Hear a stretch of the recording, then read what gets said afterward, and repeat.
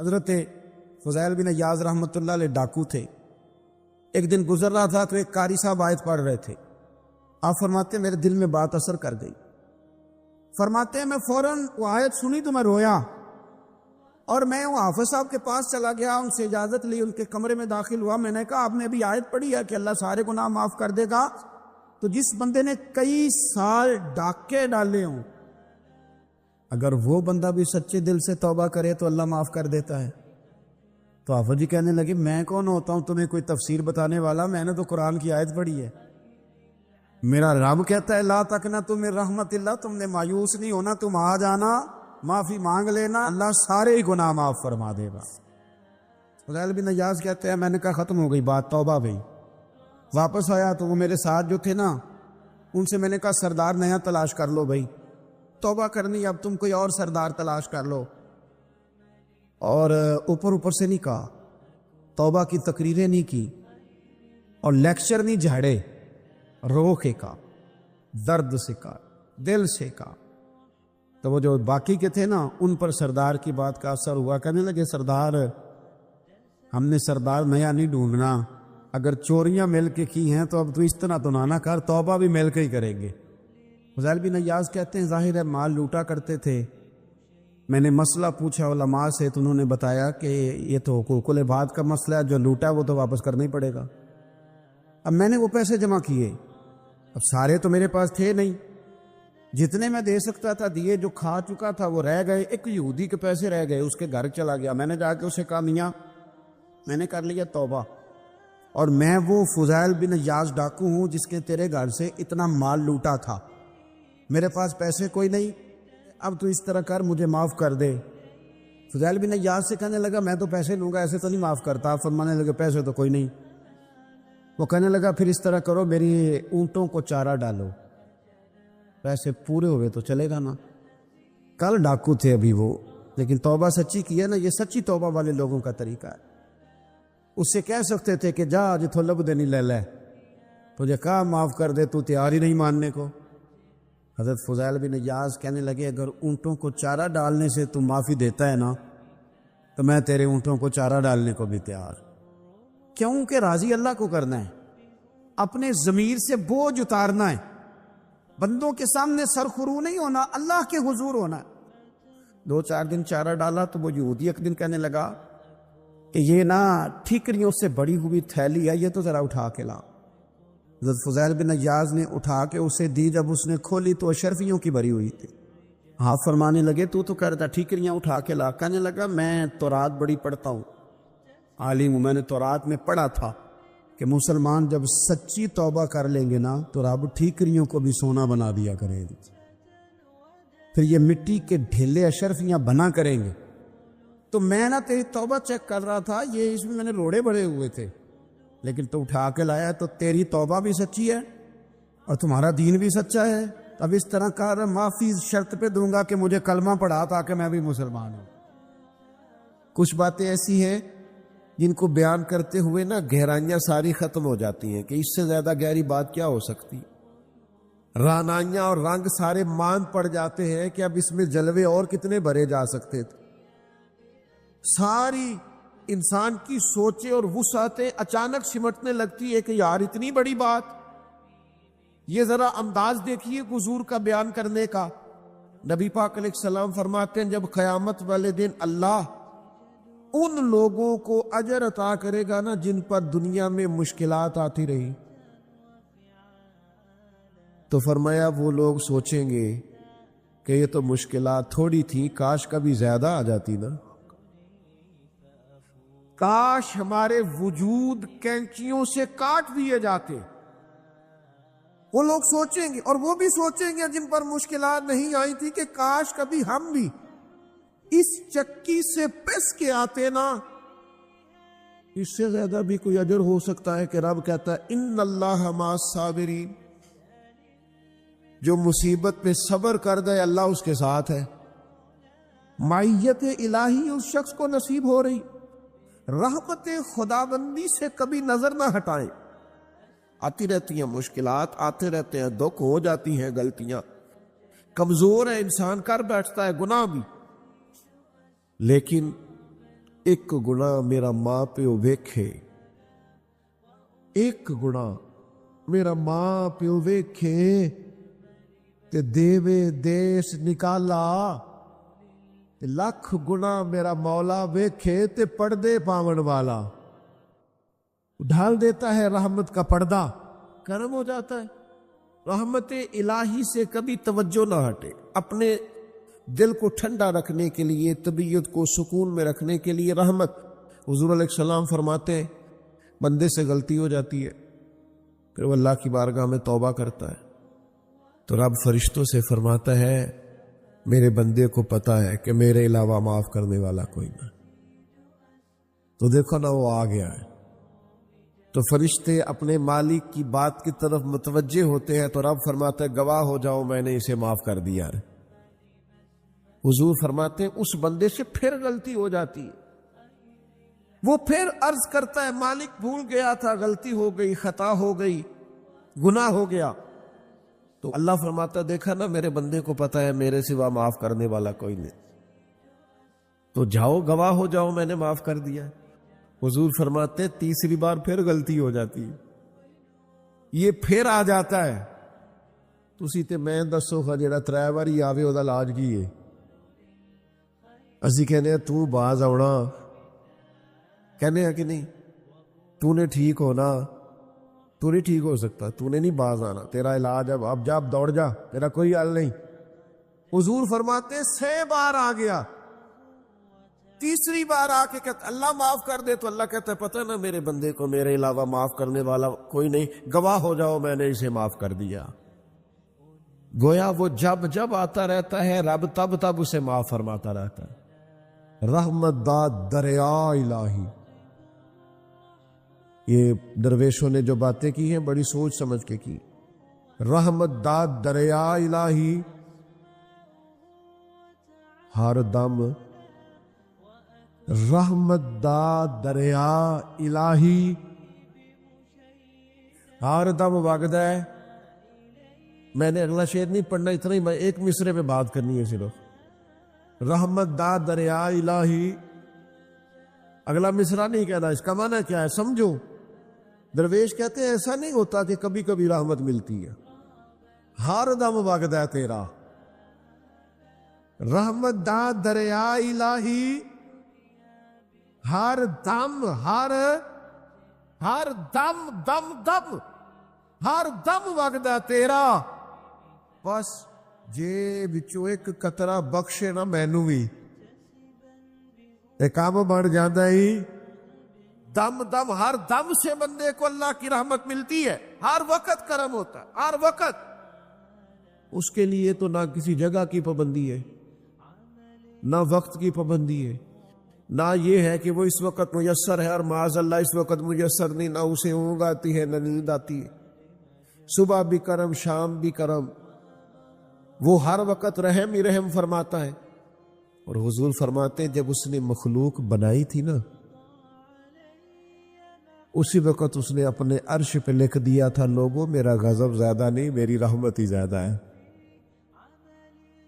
جس نے بنانے سے پہلے کہا تھا بنانے سے کروں شکر کتنا اور فخر کتنا کروں، تیرے کرم نے مجھے فائز المرام کیا اور بنا کے سید عالم کا امتی مجھ کو گناہ سے پہلے ہی بخشش کا انتظام کیا۔ جب حضور کا امتی بنایا تھا نا تو گناہ تو بعد میں کرنے تھے نا، امتی بنا کے بخشش کا بندوبست پہلے کر دیا۔ بخشش کا بندوبست میں زیادہ نہیں کھول سکتا اس بات کو، غلطی بعد میں ہونی ہے، بخشش کا بندوبست پہلے۔ اور حضور فرماتے رب نے مخلوق بنائی تو یہ لکھ دیا کہ لوگوں یاد رکھنا غضب زیادہ نہیں ہے، رحمت ہی تمہیں کرم ہی زیادہ ملے گا۔ اچھا حضور نا کئی طریقوں سے اس رحمت کو بیان کرتے، کئی زاویوں سے، کئی مختلف انداز سے اللہ کے کرم کو لوگوں کے سامنے اجاگر کرتے۔ حضور علیہ الصلوۃ والسلام کے سامنے نا ایک جنگ کا موقع تھا تو ایک عورت کا بچہ گم ہو گیا، یہ نا ساری گھنٹیاں بچ جاتی ہیں اگر کوئی بچہ گم ہو جائے. جتنی گھنٹیاں ہوتی ہیں نا، دل کی بھی، روح کی بھی، کانوں کی بھی، ساری گھنٹیاں ہی، مطلب آپ فوری طور پر جو لٹک جاتے ہیں نا زمین آسمان کے بیچ کے، بچہ بڑی دیر سے بیل ہی نہیں رہا، وہ جو ایک وقت ہوتا ہے نا، وہ پل صراط پہ گزرتا ہے. یہ آسان ڈاکٹر کہہ دینا رپورٹ کرا لو، مجھے فلانے سخت موذی مرض کا ڈر ہے، تو وہ رپورٹ کرانے کے بعد جو اس کے نتیجے کا انتظار ہوتا ہے نا، وہ جو کرب ہوتا ہے وہ خطرناک ہوتا ہے. آپ بات کو سمجھیں. انسان کو محسوس ہو کہ میرے جگر کا پارا، میرا ٹکڑا، میرا بیٹا مل نہیں رہا، تو کیفیات کا رنگ اور ہو جاتا ہے. یہ ایک وارفتگی ہے نا، بچے کے ساتھ پیار ہے. ایک جنگ کا موقع تھا، نبی کریم صلی اللہ تعالی علیہ وسلم تشریف فرما ہے، ایک عورت کا بچہ گم ہو گیا. وہ بڑی بے چین ہے، بڑی نڈھال ہے، بڑے کرب میں ہے، تڑپتی ہے، کبھی ادھر بھاگتی، کبھی ادھر بھاگتی، کبھی اس سے پوچھتی، کبھی اس سے سوال کرتی، تلاش رہی ہے اپنے بچے کو. تو یہ سارا منظر، یہ ساری تصویر لوگوں کی آنکھوں کے سامنے، تو اس کرب کو ہر شخص محسوس کر رہا تھا، اس کی کیفیت کو ہر آدمی اپنی آنکھوں سے دیکھ رہا تھا. اللہ کے حبیب علیہ الصلوۃ والسلام نے عین اس وقت جب لوہا پورا گرم ہو گیا، ذہن پورے تیار ہو گئے، تو محبوب نے ایک مسئلہ سمجھایا. حضور فرمانے لگے بتاؤ نا، اگر اس خاتون کو اس کا بچہ مل جائے جتنی تڑپ رہی ہے، تو کیا اس بچے کو آگ میں ڈال دے گی؟ تو وہ کیفیت سارے دیکھ رہے تھے، مشکات میں حدیث موجود ہے. عرض کی یا رسول اللہ، سوال ہی نہیں پیدا ہوتا. اس کا جو درد ہے، اس کی جو تڑپ ہے، اس کی جو کیفیت ہے، وہ تو کچھ اور پتہ دیتی ہے. تھوڑی دیر کے لیے بچھڑ گیا ہے تو اتنی تکلیف میں ہے، تو کجا یہ کہ وہ آگ میں جلا دے. جب ذہن یہاں تک تیار ہو گئے، لوگوں کا ذہن یہاں تک تیار ہو گیا، تو اب میرے کریم محبوب کی آنکھوں میں آنسو آئے. اب حضور نے رحمت الہی کا جھونکا لوگوں کو دیا. کریم فرمانے لگے جتنا یہ اپنے بچے سے پیار کرتی ہے نا، رب کریم اس سے بڑھ کر اپنے بندے سے محبت فرماتا. بس یہاں بات محبوب نے بند کر دی، یعنی فرمایا کھولتے رہنا. مانا کیا ہے کہ اگر یہ نہیں نا دوزخ میں پھینکنا چاہتی اپنے بچے کو، تو رب بھی اپنے بندوں کو سزا نہیں دینا چاہتا، وہ بھی انہیں دوزخ میں جلانا نہیں چاہتا، وہ بھی انہیں سزائیں دینا نہیں چاہتا. بھائیو یاد رکھیے گا اور سمجھیے گا، اپنی توجہ ہر وقت اپنے مالک کے کرم کی طرف رکھے، ہر وقت اللہ کی عطا کی طرف. یہ جو مایوس لوگ پھرتے ہیں نا، اور مایوس باتیں کرتے ہیں، اور یہ جو کہتے ہیں کہ میں بڑا تھک گیا ہوں اور میں بڑا تنگ آ گیا ہوں، اور اب مجھے لگتا ہے کہ یہ چیزیں میرے کنٹرول میں نہیں آئیں گی، اور حضرت میں نے بڑی کوشش کی، جو قدم آگے لے جاتا ہوں وہی میرا پیچھے ہوتا ہے. اور بعض کہتے ہیں جی میرے ساتھ ہی ایسا کیوں ہوتا ہے، آخر میں ہی ساری زندگی اس طرح کیوں ہوں، فلاں جگہ بھی ناکام ہوا، فلاں جگہ بھی. او میرے بھائی، جس طرح کا انسان گمان کرتا ہے، رب بھی اسی طرح کا معاملہ فرماتا ہے. تیری طبیعت ہی نہیں بن پا رہی کہ تو رحمت کی طرف متوجہ ہو، تیرا خیال ہی نہیں بن پا رہا کہ اس کے کرم اور عطا کی طرف تیرا دھیان جائے. تو نے اپنے اوپر مایوسیاں پوری طرح طاری کر لی ہے. بندہ مومن کبھی اپنے رب سے مایوس ہو سکتا؟ اس کی توجہ ہر وقت اس کے کرم کی طرف رہتی، اس کی توجہ ہر وقت اس کی عطا کی طرف رہتی. نبی کریم صلی اللہ تعالی علیہ وسلم کے نا کچھ صحابہ اللہ کی محبت کے شوق میں حضور کی بارگاہ میں حاضر ہوئے. انہوں نے آ کے عرض پتہ کیا کیا؟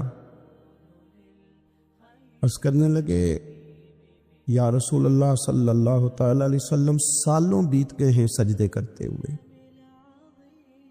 حضور سالوں بیت گئے ہیں تسبیح پڑھتے ہوئے، سالوں بیت گئے کہتے ہوئے کہ سبحان اللہ وہ پاک ہے، ہمیں سالوں بیت گئے یہ کہتے ہوئے کہ اللہ اکبر وہی سب سے بڑا ہے، سالوں بیت گئے کہتے ہوئے کہ الحمدللہ ساری تعریفیں اللہ کے لیے، سالوں بیت گئے اس کی تسبیح کرتے، تحلیل کرتے، تکبیر کہتے۔ حضور اب نہ ہمارا اپنے رب سے ملنے کو جی چاہتا ہے، کبھی اے حقیقت منتظر نظر آنا لباس مجاز میں، لاکھوں سجدے تڑپ رہے ہیں میری جبین نیاز میں۔ اور اقبال کہنے لگے کہ تیرے عشق کی انتہا چاہتا ہوں، تو میری سادگی دیکھ کیا چاہتا ہوں، میرا ذرا سا تو دل ہے مگر شوق اتنا، میں وہی لن ترانی سنا چاہتا ہوں۔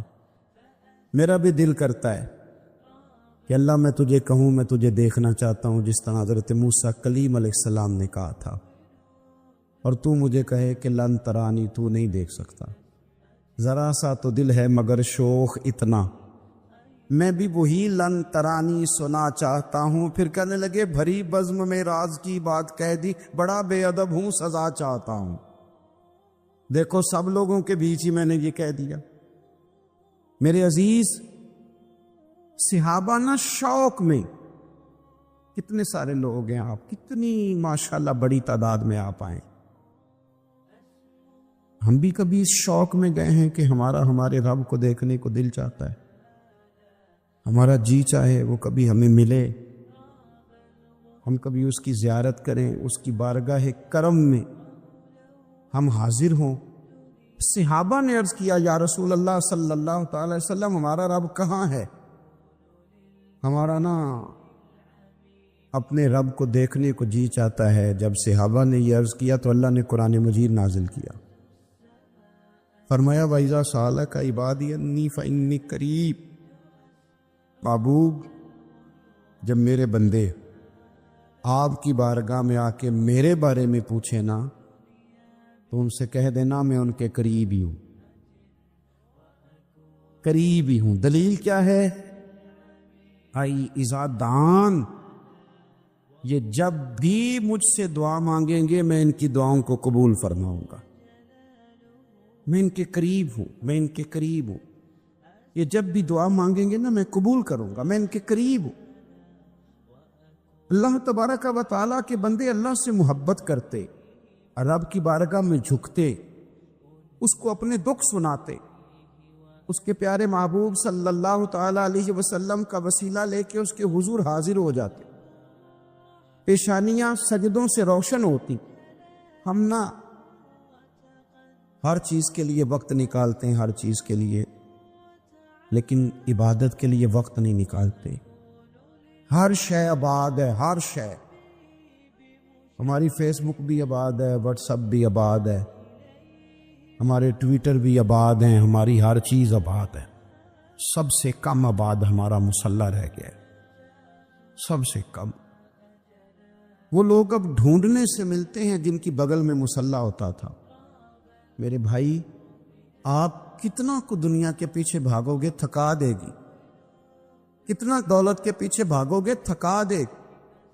آپ جب اپنی زندگی میں جمع تفریق کرو گے نا تو مرتے وقت احساس ہوگا کہ سارا کچھ تو لوگوں کے لیے کیا، اپنے لیے تو کر ہی کچھ نہیں سکے۔ اور ہم عبادت کے معاملے میں بہانے بازی بھی کرتے، ہم کہتے ہیں اوہو رزق کمانا بھی تو عبادت ہی ہے نا، تو میں حلال روزی کے لیے جا رہا ہوں، یہ بھی تو عبادت ہے نا۔ میری طرح کے لوگ کہہ دیتے ہیں کہ میں سویرے اٹھ کے مدرسے میں کچھ اسباق دیکھتا ہوں تو یہ بھی تو عبادت ہے، میں بیان کرنے کے لیے مطالعہ کرتا ہوں تو یہ بھی تو عبادت ہے نا، اتنے لمبے سفر کر کے ملک میں دنیا میں گھومتا ہوں تو یہ بھی تو میں عبادت ہی کر رہا ہوں۔ اب اسپیشل نفلوں کے لیے وقت کس طرح نکلے، اسپیشل کر کے تسبیح میں کیسے چلاؤں، میں سارا کچھ ہم بہانے بنا لیتے ہیں نا۔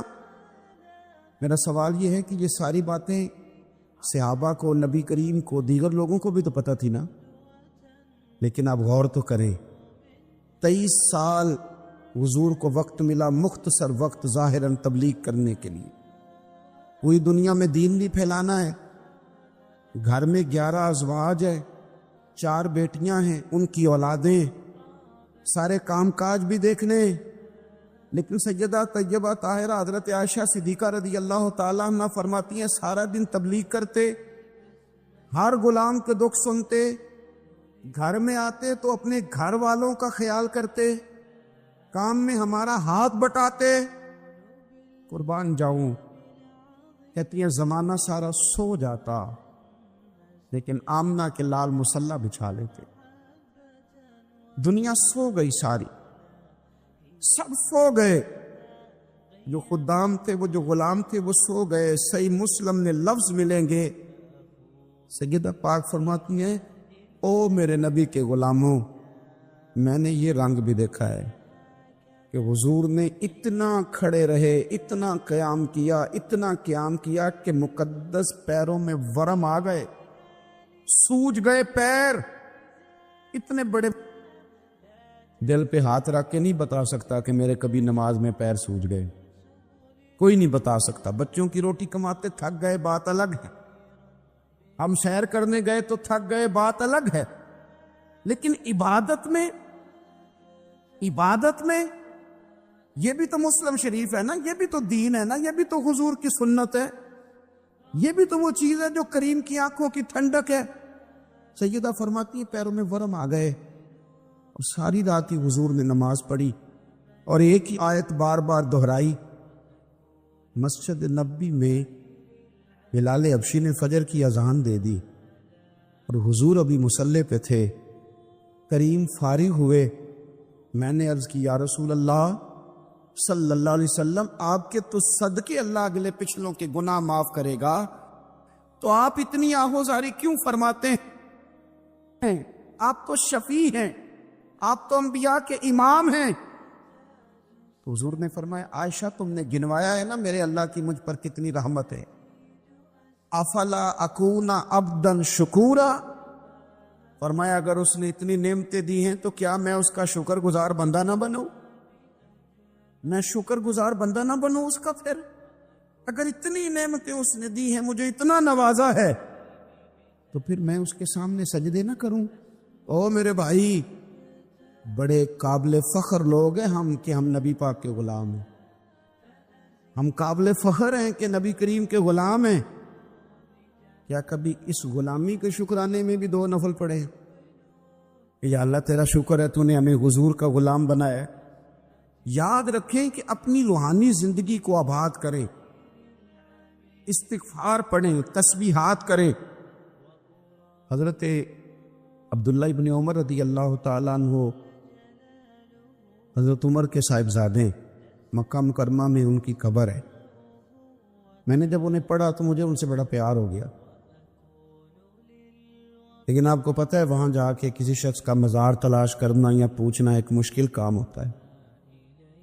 ایک دفعہ میں مکہ شریف میں حاضر تھا، ایک گاڑی والا ڈرائیور مجھے کہنے لگا کہ مولانا میں آپ کو جانتا ہوں، مجھے آپ سے محبت ہے، ایک بات بتاؤں آپ کو؟ میں نے کہا بتاؤ۔ کہنے لگے حضرت عبداللہ ابن عمر کی قبر دیکھنی ہے۔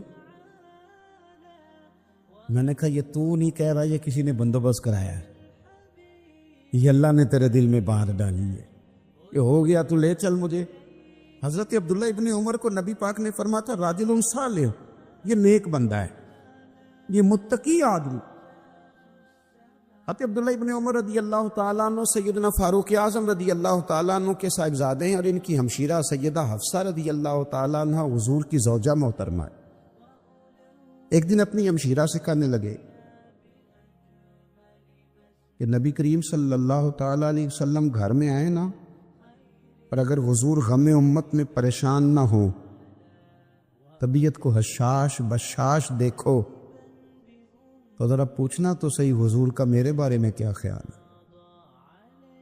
پوچھنا تو صحیح کہ کریم کی بارگاہ میں میرا کیا مقام ہے، میرے بارے میں حضور کیا فرماتے ہیں۔ اب بہن کو کام بتائے، اور بتائے بھی بھائی، اور پھر بہن وہ کام نہ کرے، یہ تاریخ میں ہوتا نہیں۔ حضرت عمر فاروق رضی اللہ تعالیٰ عنہ کی صاحبزادی ام المومنین رضی اللہ تعالیٰ عنہ فرماتی ہیں کہ میں تو بس منتظر تھی، انہوں نے تو کہا تھا نا کہ اگر تم حشاش بشاش دیکھو تو بات کرنا، لیکن حضور تشریف لائے میری باری تھی، میرے گھر تشریف لائے، کھانا پیش کیا تو فوراً میں نے عرض کی حضور ایک بات پوچھنی تھی۔ حضور نے فرمایا پوچھئے۔ میں نے عرض کی حضور میرے بھائی عبداللہ ابن عمر کے بارے میں آپ کا کیا خیال ہے؟ نوجوانوں میری بات پہ غور کرنا، میرے بھائی کے بارے میں آپ کا کیا خیال ہے؟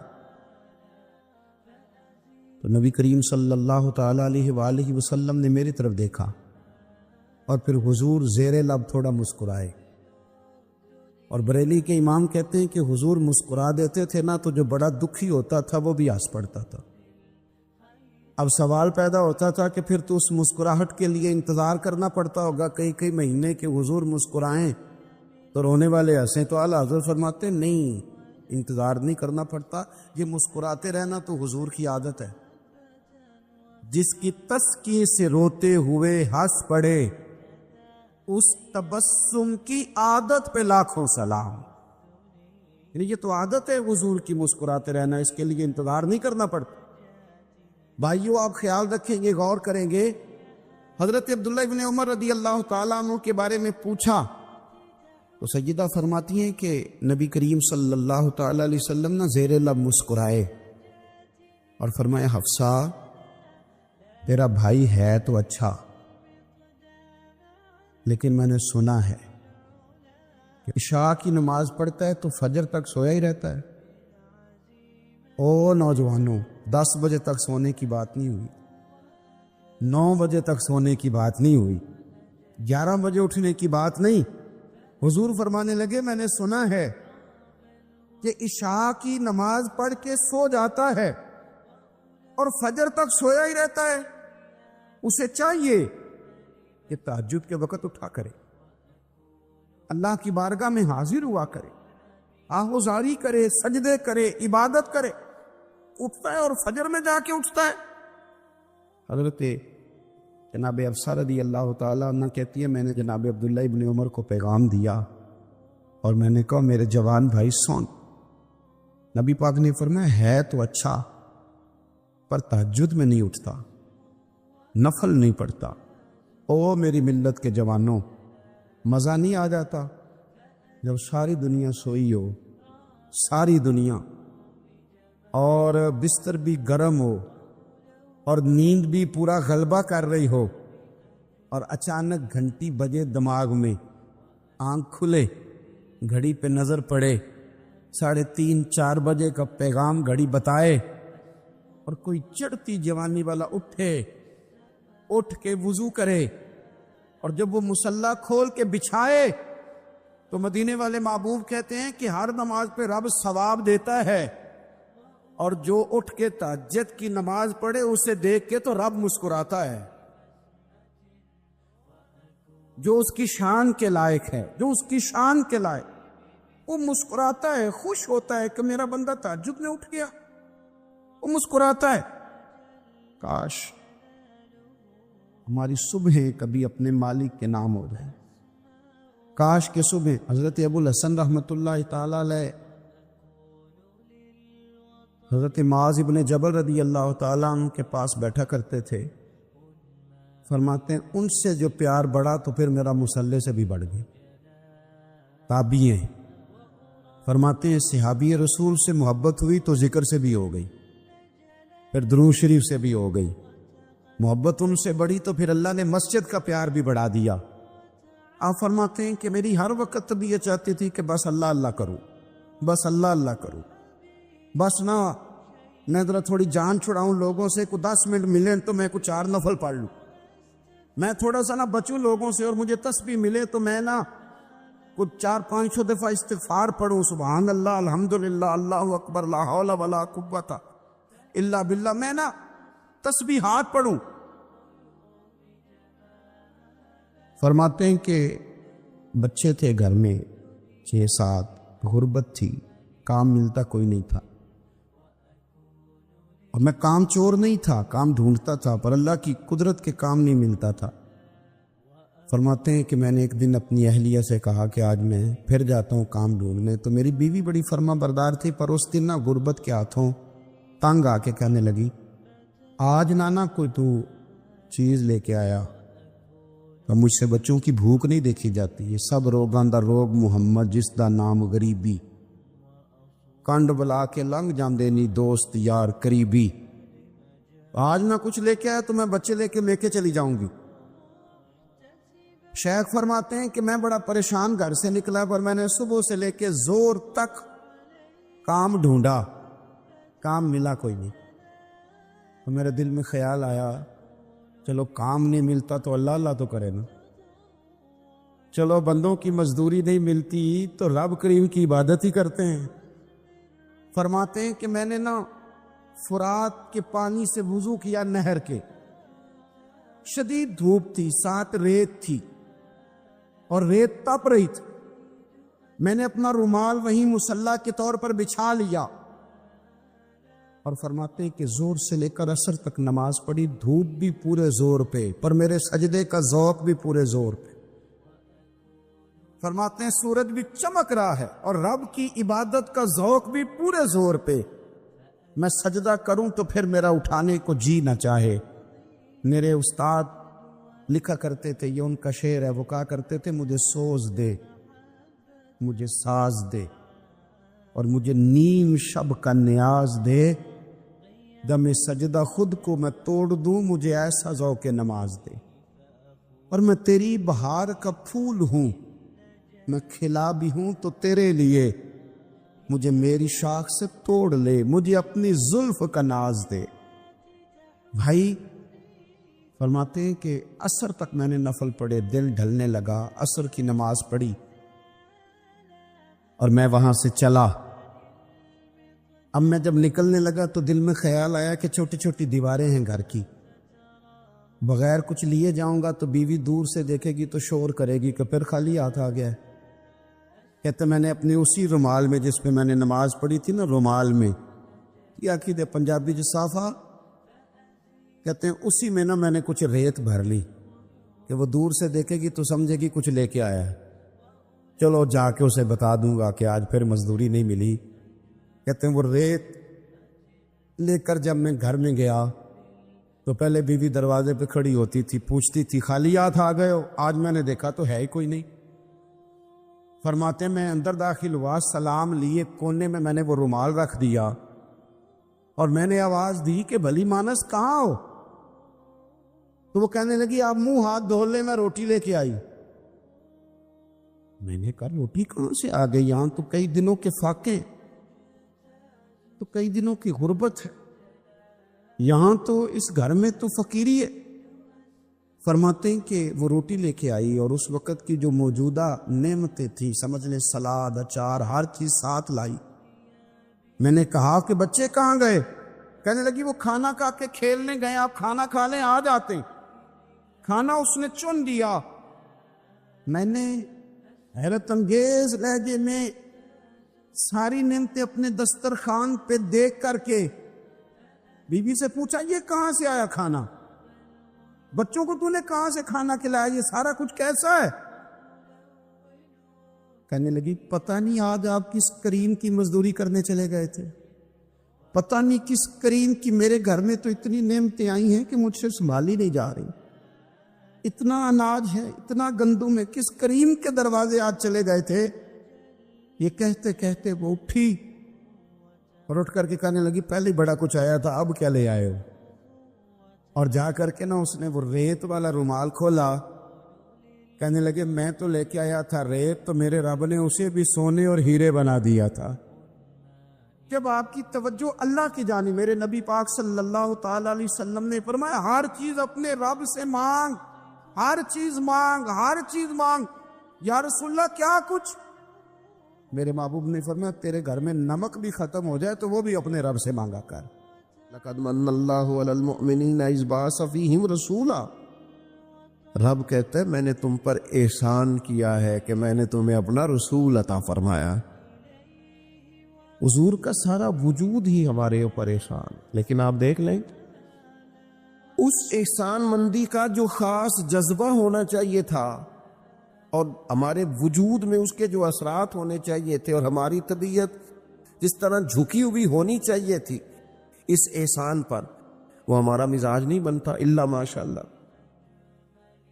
اللہ تعالیٰ کے احسانات ہیں، نبی پاک کے احسانات ہیں، پھر علماء، مشائخ، قرآن مجید کے تراجم، تفاسیر، احادیث کی شروحات لکھنے والے، ہمیں سمجھانے والے، جو ہمیں اللہ رسول سے جوڑتے ہیں، جو ہمیں وہ رستہ دکھاتے ہیں، ان لوگوں کے احسانات ہیں، ہمارے اساتذہ کے احسانات ہیں۔ اور دنیاوی احسانوں میں سب سے بڑھ کر جو ہمارے اوپر احسان ہے وہ ہمارے والدین کا ہے۔ اور قرآن مجید میں اللہ کریم نے فرمایا میرا بھی شکر ادا کرو اور اپنے ماں باپ کا بھی شکر ادا کرو، ان کا بھی شکریہ ادا کرو۔ مزاجوں میں تشکر کا جذبہ نہیں۔ وہ میں ایک دوست ناراض ہو گئے اپنے گھر سے، تو والد نے انہیں کہا ٹھیک ہے آپ الگ ہو جائیں، جو ان کا حصہ تھا وہ ان کو دے دیا۔ 4 بھائیوں میں سے ایک کو انہوں نے روانہ کر دیا۔ اب ظاہر ہے کچھ پریشان ہوئے، گھر چھوڑنا تھا تو ایک اور جگہ منتقل ہوئے، تو ان کے ایک دوست نے ان کی مدد کی اور ان کو انہوں نے کچھ دن اپنے ساتھ رکھا، پھر آہستہ آہستہ مواقع بن گئے اور جگہ ان کو مل گئی۔ تو میرے ساتھ گفتگو کر رہے تھے، تو ہم جو سادہ لوگ ہوتے ہیں، دیسی دیہاتی، وہ ہم نہ ایک بات ہی پکڑ لیتے ہیں ساری زندگی، اور تصویر کا دوسرا رخ دیکھنے کو تیار نہیں ہوتے۔ کہنے لگے جی یہ میرا محسن ہے، اس نے اتنے دن مجھے گھر رکھا، کوئی 20-25 دن اس نے مجھے اپنے گھر رکھا، پھر اس نے میرے ساتھ تعاون کیا، پھر کاروبار چلانے میں میری مدد کی، پھر مجھے مکان لے کے دیا۔ 1-2 سال تک کس طرح اس نے مجھے سپورٹ کیا کہ میں ٹانگوں پہ کھڑا ہو گیا۔ اماں ابا نے تو مجھے نکال دیا تھا، اور ان کے وہ شکوے بھی بیان کرنے لگا، شکایتیں بھی کرنے لگا۔ تو میں نے اسے کہا کمال ہے نا، جس نے 20 دن گھر میں رکھا وہ محسن ہے، اور جس ماں نے 9 مہینے پیٹ میں رکھا اس کے بارے میں تیرا رویہ ہی بدل گیا ہے۔ آپ غور کریں گے اور سمجھیں گے اس بات کو کہ 9 ماں نے پیٹ میں رکھا، تو کیا دکھ سہے، کیا تکلیف ہے۔ اور میں نے کہا اس نے 2 سال سپورٹ کی ہے، اور یہ تو تیرا محسن ہے۔ اور جس باپ نے اتنی سپورٹ کی کہ تیرے 3 بچے بھی ہو گئے، تو وہ بس 1-2 منٹ میں تو وہ چپ کر گیا۔ میں نے کہا تمہیں یہ سپورٹ نظر نہیں آئی؟ ہم جو پیر صاحب تک پہنچے، ہم جو استاد صاحب تک پہنچے، ہم جو دوستوں تک پہنچے، ہم جو رشتہ داروں تک پہنچے، ہم جو اولاد تک پہنچے، ہم جو سسرال تک پہنچے، ہم جہاں بھی پہنچے، اس پہنچنے میں پہلا کردار ہمارے ماں باپ کا ہے۔ یہ پہلی درسگاہ ہے۔ میرے والد صاحب اپنا نام نہیں لکھنا جانتے تھے، میری اماں اپنا نام نہیں لکھ سکتی تھی، لیکن میں اپنے دوستوں سے کہتا ہوں کبھی مجھے موقع ملے تو 2 جلدوں میں کتاب لکھوں گا اپنے ماں باپ۔ میری والدہ کے بارے میں کوئی مجھ سے پوچھے کہ آپ کی اماں کیا ہے، تو میں کہوں گا میری اماں میرے لیے یونیورسٹی ہے، میری اماں میرے لیے اتھارٹی ہے، اس لیے کہ اس گود کے اندر بیٹھ کے جو سیکھا ہے وہ کہیں اور سیکھنے کو نہیں ملا۔ میرے والد صاحب میرے لیے اسکول آف تھاٹ ہیں، میری سوچوں پر پہلا اثر ان کا ہے۔ ہم نا مطلب وہ نئے نئے رنگ، نئے نئے انداز، نئی نئی چیزیں دیکھ کر پیچھے ہم ہر چیز بھولتے جاتے، اور نوے نہ یار بنائیے۔ میں نہیں جی اگوں آکھنا، اس لیے کہ میرا میاں صاحب سے یہ شکوہ ہے کہ تسی کمینہ ہی آگ چھڑیا ہے۔ یہ تو ثقیل لفظ ہے، صوفیاء ثقیل جملے استعمال نہیں کرتے، تو ثقیل ہے لفظ۔ یعنی آج کل بھی کسی کو کمینہ کہنا بڑا مشکل کام ہے نا، منہ نالائق کہہ دے، بیوقوف کہہ دے، تھوڑا سا نا لفظ قابو میں ہے، لیکن کمینہ کہنا، لیکن میاں صاحب کہتے ہیں نوے نہ یار بنائیے ایویں وانگ۔ او بھائی تھوڑا سا نا اپنے ماں باپ کے لیے بازو بچھے ہوئے ہوں، محبت ہوئی ہو۔ اور یار میرے رسول پاک کریم محبوب علیہ السلام، معصوم آمنہ صلی اللہ تعالی علیہ وسلم، نبی پاک علیہ السلام نے نا فرمایا جس نے لوگوں کا شکریہ ادا نہیں نہ کیا اس نے اللہ کا بھی کوئی نہیں کیا۔ اگر تو کسی کا احسان مند ہی نہیں، اگر تو کسی کا مشکور ہی نہیں، تو اللہ کا کیا شکر ادا کرے؟ حضور نے فرمایا جب کوئی تمہارے ساتھ نیکی کرے تو بہترین بدلہ دینے کی کوشش کرو۔ وہ بابا بلے شاہ صاحب نے نا کتے کی وفاداری کا بیان فرمایا ہے اور بڑی سمجھنے والی بات ہے، بابا صاحب کہتے ہیں کہ کتا جو ہے نا اس کے ہم مالک ہیں، تو ہمارا بھی تو کوئی مالک ہے نا۔ فرماتے ہیں ایک روٹی کتے کو ڈالتے ہیں، دوسری مانگے تو کئی دفعہ لوگ جوتا بھی مار دیتے ہیں، لیکن خود مالک جو ہے کتے کا وہ پنکھے کے نیچے اے سی کے نیچے سویا ہے، اور کتا جا کے صبح کسی درخت کے نیچے سوتا ہے، اور ساری رات مالک سویا ہوا ہے، یہ پہرے داری کر رہا، اور کسی کو بھی اس کے گھر میں آنے نہیں دے رہا۔ کہتے ہیں تو کتے کا مالک ہے تو تیرا بھی تو کوئی مالک ہے نا، تو راتی جاگے تے شیخ صداویں، راتی تے جاگ دے کتے تیتھوں اتے، مالک دا در مول نہ چھڑ دے۔ اور 4 سال بیماری آ جائے تو لوگ معاذ اللہ کے شکوے کرتے، اور تو جوتے مارتا ہے تو تیرا جانور تیرے گھر سے جانے کو تیار، لوگ بوری میں ڈال کے بند کر کے چھوڑ آتے ہیں، اسے پتہ ہے مالک چھوڑ گیا ہے، لیکن گھر آنے سے پہلے بلی پھر آ جاتی۔ راتی جاگیں تو شیخ ستاویں، راتی جاگ دے کتے تیتھوں اتے، مالک دا در مول نہ چھڑ دے۔ پاویں مارو 100 جتے، ایک برکی دا قدر پچھانن، پاویں مالک ہوں من ستے۔ اے تیتھوں اتے رکھا سکھا کھا، دنے جا رکھاں وچ ستے، تیتھوں اتے اٹھ بلیا، چل یار منا لے، نہیں تے پھر بازی لے گئے نہیں کتے، اٹھ بلیا چل یار منا لے، نہیں تے بازی لے گئے۔ جنہاں تناں وچ عشق نہ رچیا، کتے ہونا تھی چنگے، اور ویکھو نا مالک دے کر راکھی کر دے صابر بھوکے ننگے۔ اپنی زندگی میں کچھ مزاج شکر والا۔ نبی پاک علیہ السلام نے فرمایا جو تم سے نیکی کرے اسے اچھا بدلہ دینے کی کوشش کرو، اور حضور فرمانے لگے اگر بدلہ دینے کی طاقت نہ ہو تو پھر اس کے لیے دعا کرو، اور اتنی کرو اتنی کرو اتنی کرو محسن کے لیے دعا کہ تمہیں یوں لگے کہ تم نے حق ادا کر دیا ہے، پھر اس کے لیے دعا کرو، اپنے محسنوں کا شکریہ۔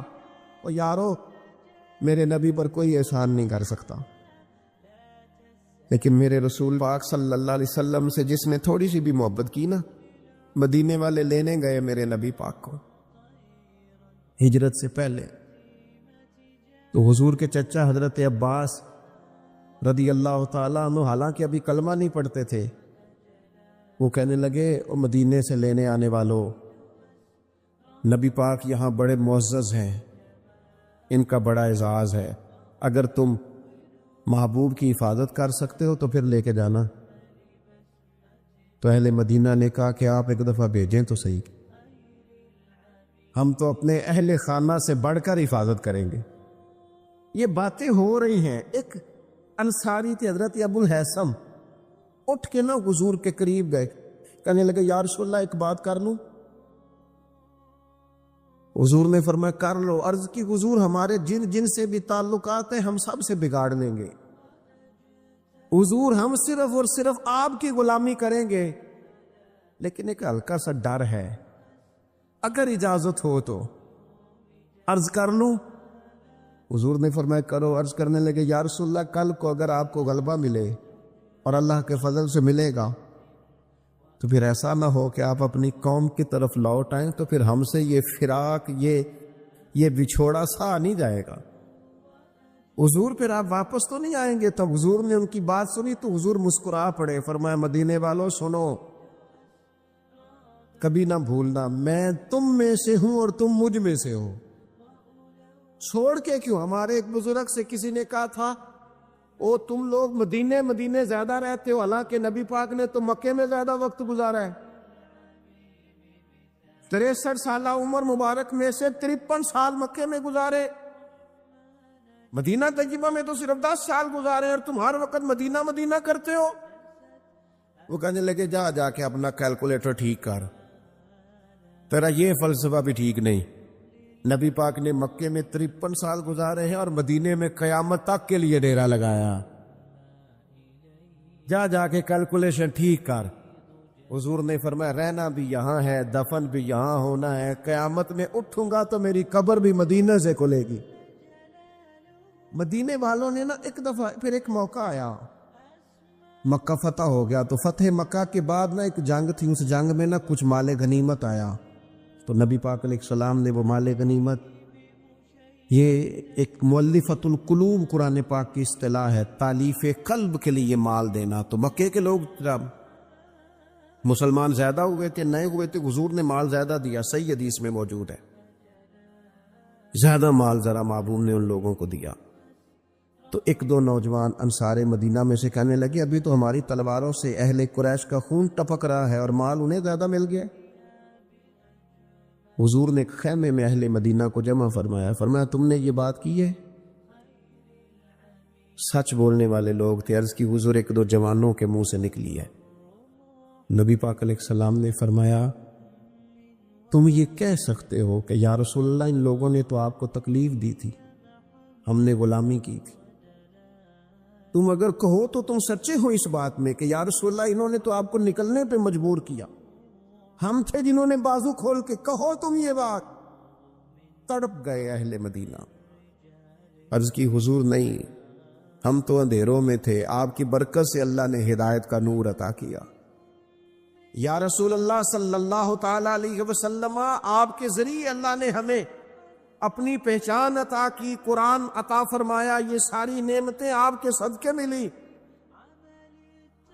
فتح حضور نے اہل مدینہ کی وفاؤں کا کس طرح ذکر فرمایا مدینے والوں اگر ہجرت کا موقع نہ ہوتا، رب نے ہجرت نہ رکھی ہوتی تو میں تو انصار مدینہ میں سے ہوتا۔ اور حضور فرمانے لگے اگر لوگ چلیں مختلف وادیوں میں تو مدینے والوں جس وادی میں تم چلو گے میں بھی اسی وادی میں چلوں گا۔ اور حضور نے فرمایا میرے مدینے والوں سے، انصار مدینہ سے صرف مومن ہی محبت کرے گا، اور ان سے جو بغض رکھے گا وہ منافق ہوگا، کیونکہ ان کی وفاؤں کا صلہ ہے کہ رسول پاک نے انہیں عزتیں عطا فرمائی۔ تھوڑا سا اپنی زندگی میں احسان مندی کا مزاج، ہمارے ہاں نا خود غرضی کو باقاعدہ رواج دیا گیا، اور بڑے بڑے غلط جملے جو اخلاقاً اپنی زبان سے ادا بھی نہیں کیے جا سکتے، میں تو جی کام نکالنے کے لیے کسی کو بھی باپ بنا لیتا، معاذ اللہ۔ مسلمان تو اس طرح کی بات نہیں کر سکتا۔ یہ خود غرضی، یہ لالچ، یہ وقتی طور پر کسی شخص کو استعمال کرنا، ٹیشو پیپر بنانا، یہ اہل ایمان کا تو طریقہ ہی نہیں۔ وہ تو یاد رکھتے ہیں ہر ایک کا احسان، وہ تو کسی نے محبت کی ہو تو اس کا خیال رکھتے ہیں، وہ تو ان چیزوں کو حضرت جعفر طیار نے کہاں شہادت دی تھی جنگ موتا میں، اور حق تھا اہل ایمان کا کہ وہ شہادت پیش کرتے، لیکن دین کے لیے گئے نا، حضور علیہ السلام کے فرمان پر گئے تو محبوب نے ان چیزوں کو یاد رکھا۔ جب ان کی شہادت کی خبر آئی تو حضور خود حضرت جعفر طیار کے گھر گئے، ان کے بچوں کو سینے سے لگایا، 3 دن تک حضور کے گھر سے کھانا پک کے آتا رہا۔ اور حضرت جعفر طیار کے بیٹے کہتے ہیں میرے لیے نبی پاک نے دعا کی تھی برکت کی، تو فرماتے ہیں زندگی میں کوئی ایسا سودا مجھے ملا ہی نہیں جس میں اللہ نے ڈھیروں نفع نہ عطا فرمایا ہو۔ لیکن ان کی اہلیہ حضرت جعفر طیار کی گھر والی رو پڑی، عرض کی یا رسول اللہ صلی اللہ تعالی علیہ وسلم اب میرے بچوں کا کیا بنے گا؟ والد کا سایہ اٹھ گیا، لیکن اسلام کسی کا حق نہیں رکھتا۔ کوئی مخلص ہو کر دین کے ساتھ چلے اور پھر اس شخص کا حق رکھا جائے، اس کی قدردانی نہ ہو، اس کو نوازا نہ جائے۔ من عامل صالحا من ذکر او انثی وهو مؤمن فلنحیینہ حیاتا طیبہ۔ اللہ فرماتے ہیں جو بھی ایمان لانے کے بعد نیک اعمال کرے، چاہے مرد ہو چاہے عورت ہو مومن، فَلَنُحْيِيَنَّهُ حَيَاتًا طَيِّبَةً، ہم اسے پاکیزہ زندگی عطا فرمائیں، اسے اعزازات سے نوازا جائے گا، حیات طیبہ ملے۔ اور حضور فرمانے لگے اگر بدلہ دینے کی طاقت نہ ہو تو پھر اس کے لیے دعا کرو، اور اتنی کرو اتنی کرو اتنی کرو محسن کے لیے دعا کہ تمہیں یوں لگے کہ تم نے حق ادا کر دیا ہے۔ پھر اس کے لیے دعا کرو، اپنے محسنوں کا شکریہ۔ اور یارو، میرے نبی پر کوئی احسان نہیں کر سکتا، لیکن میرے رسول پاک صلی اللہ علیہ وسلم سے جس نے تھوڑی سی بھی محبت کی نا، مدینے والے لینے گئے میرے نبی پاک کو ہجرت سے پہلے، تو حضور کے چچا حضرت عباس رضی اللہ تعالیٰ عنہ حالانکہ ابھی کلمہ نہیں پڑھتے تھے، وہ کہنے لگے او مدینے سے لینے آنے والوں، نبی پاک یہاں بڑے معزز ہیں، ان کا بڑا اعزاز ہے، اگر تم محبوب کی حفاظت کر سکتے ہو تو پھر لے کے جانا۔ تو اہل مدینہ نے کہا کہ آپ ایک دفعہ بھیجیں تو صحیح، ہم تو اپنے اہل خانہ سے بڑھ کر حفاظت کریں گے۔ یہ باتیں ہو رہی ہیں، ایک انصاری تھے حضرت ابو الحیثم، اٹھ کے نا حضور کے قریب گئے، کہنے لگے یا رسول اللہ ایک بات کر لوں؟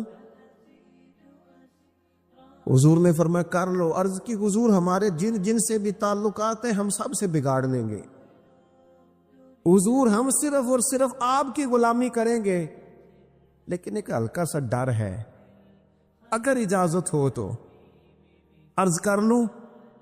حضور نے فرمایا کرو۔ عرض کرنے لگے یا رسول اللہ کل کو اگر آپ کو غلبہ ملے اور اللہ کے فضل سے ملے گا تو پھر ایسا نہ ہو کہ آپ اپنی قوم کی طرف لوٹ آئیں، تو پھر ہم سے یہ فراق، یہ بچھوڑا سا نہیں جائے گا، حضور پھر آپ واپس تو نہیں آئیں گے۔ تب حضور نے ان کی بات سنی تو حضور مسکرا پڑے، فرمایا مدینے والوں سنو، کبھی نہ بھولنا میں تم میں سے ہوں اور تم مجھ میں سے ہو، چھوڑ کے کیوں؟ ہمارے ایک بزرگ سے کسی نے کہا تھا او تم لوگ مدینے زیادہ رہتے ہو، حالانکہ نبی پاک نے تو مکے میں زیادہ وقت گزارا ہے، 63 سالہ عمر مبارک میں سے 53 سال مکے میں گزارے، مدینہ طیبہ میں تو صرف 10 سال گزارے اور تم ہر وقت مدینہ کرتے ہو۔ وہ کہنے لگے جا کے اپنا کیلکولیٹر ٹھیک کر، تیرا یہ فلسفہ بھی ٹھیک نہیں، نبی پاک نے مکے میں 53 سال گزارے ہیں اور مدینے میں قیامت تک کے لیے ڈیرا لگایا، جا کے کیلکولیشن ٹھیک کر۔ حضور نے فرمایا رہنا بھی یہاں ہے، دفن بھی یہاں ہونا ہے، قیامت میں اٹھوں گا تو میری قبر بھی مدینہ سے کھلے گی۔